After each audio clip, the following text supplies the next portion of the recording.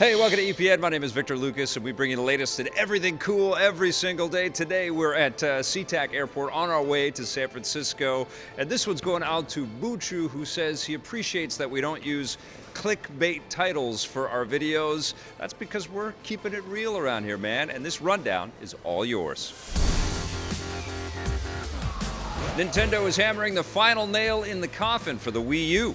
With their all-new system, the Switch, set to hit stores in just a few months, it looks like Nintendo has finally turned their back on the Wii U. Eurogamer reports that Nintendo is ending production of the ill-fated system at the end of the week, meaning that they won't be making any more Wii U consoles to ship to stores. Nintendo hasn't made any official announcements, but if the news is true, it means the Wii U is basically finished. The console launched in 2012, but despite the fact that it has some pretty awesome games, it just didn't sell well, with only 13.36 million units sold to date. For comparison, the original Wii sold more than 100 million units, and the failure of the Wii U has caused serious financial hardships for Nintendo. They're hoping to turn things around with the Switch. The all-new system will launch in March 2017, with more details expected to be announced in January. Don't ask me what these things are behind me, by the way. I have no idea. I know Tommy would make some kind of crude joke. Anyways, it's going to be a while before the Xbox One enters virtual reality. Earlier this year, Microsoft revealed that their more powerful Xbox One model, codenamed Project Scorpio, will be technically capable of running VR games. That doesn't necessarily mean it will, though. Speaking with the Australian video game site Stevivore, Xbox head Phil Spencer revealed that although he enjoys VR games and apps, he still thinks it could take a few years before the game development community gets its arms around what VR has to offer.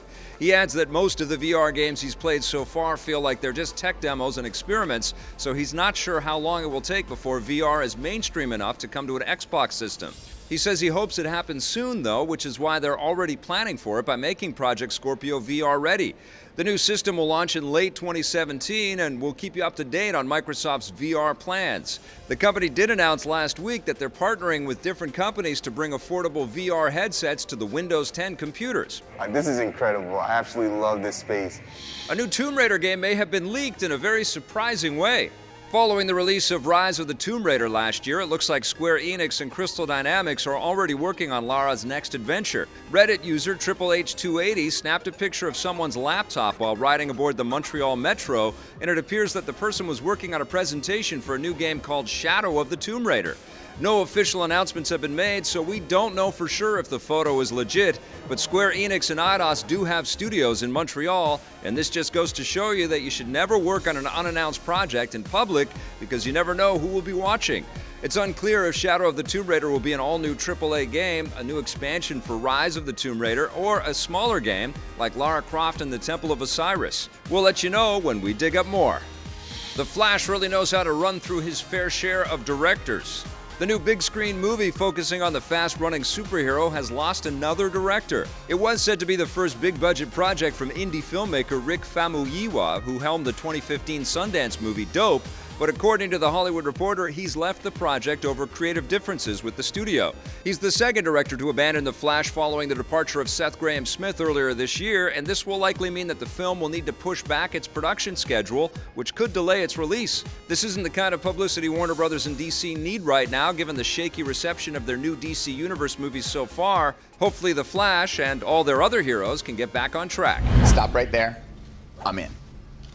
And speaking of fast-running heroes, there's a new reason to be excited about the Sonic the Hedgehog movie. Deadpool director Tim Miller has come aboard the video game adaptation. According to The Hollywood Reporter, he'll serve as a producer on the project, helping to shape the direction of the story and tone. Sonic and Deadpool have a lot in common, at least when it comes to their personalities, although don't expect the Sonic movie to be as violent or sexed up. This follows Miller's departure from Deadpool 2 over, what else, creative differences. As for who will direct the Sonic movie, it will be the feature film directorial debut of Jeff Fowler, who's worked as an animator in Hollywood for more than a decade.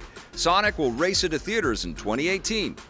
That does it for me and my not-so-live studio audience here at SeaTac Airport. We'll be back tomorrow with a brand new rundown from San Francisco.